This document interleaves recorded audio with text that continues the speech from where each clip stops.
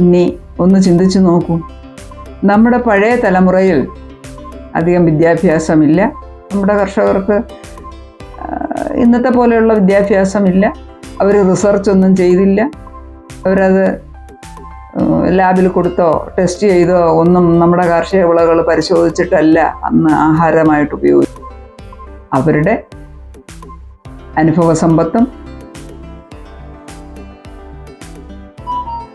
അതിൻ്റെ ഗുണഗണങ്ങളും അവർ തലമുറകളായി കൈമാറി വന്നത്, ആ ശീലം അവർ പാലിച്ചു പോന്നു. അന്നിങ്ങനെയുള്ള അസുഖങ്ങളുമില്ല.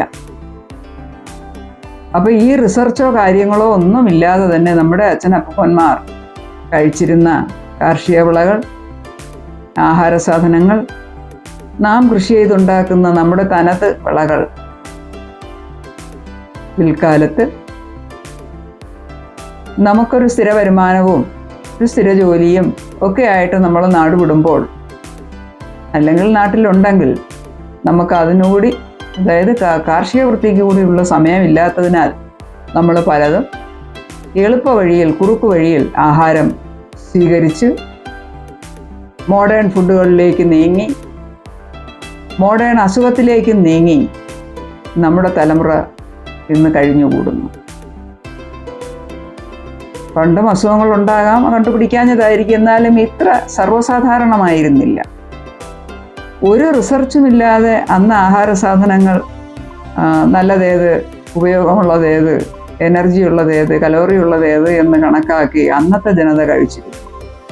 ഇന്ന് വിദ്യാസമ്പന്നരായ നമ്മുടെ ജനത റിസർച്ച് ചെയ്ത്, അവലോകനം ചെയ്ത്, അനലൈസ് ചെയ്ത് നമ്മുടെ മുൻപിൽ അവതരിപ്പിച്ചപ്പോൾ മധുരച്ചീനിക്ക് വന്നൊരു ഡിമാൻഡേ. കിലോ കണക്കിന് കഴിക്കുന്നവരുണ്ട്, അത് മാത്രം കഴിക്കുന്നവരുണ്ട്, രാത്രി ഒരു നേരം കഴിക്കുന്നവരുണ്ട്. അങ്ങനെ മധുരച്ചീനി ഇന്ന് ഹീറോ ആയി. ആരെപ്പോലെ? നമ്മുടെ ചക്കയെപ്പോലെ. നമ്മുടെ നാട്ടിൽ സുലഭമായിരുന്ന ചക്ക, അതിൻ്റെ ഗുണമോ അതിൻ്റെ മറ്റ് ധാതുലവണങ്ങളോ അല്ലെങ്കിൽ അതിലടങ്ങിയിരിക്കുന്ന കലോറിയോ അത് എന്തൊക്കെ ഗുണമുണ്ട് എന്നൊന്നും അറിയാതെ നമ്മൾ യഥേഷ്ടം കഴിച്ചിരുന്ന ചക്ക പിൽക്കാലത്ത് അത് ക്ലീൻ ചെയ്യാനും വൃത്തിയാക്കാനും അതിൻ്റെ മറ്റ് പാചക രീതികളും ഒക്കെ നാം കളഞ്ഞിട്ട്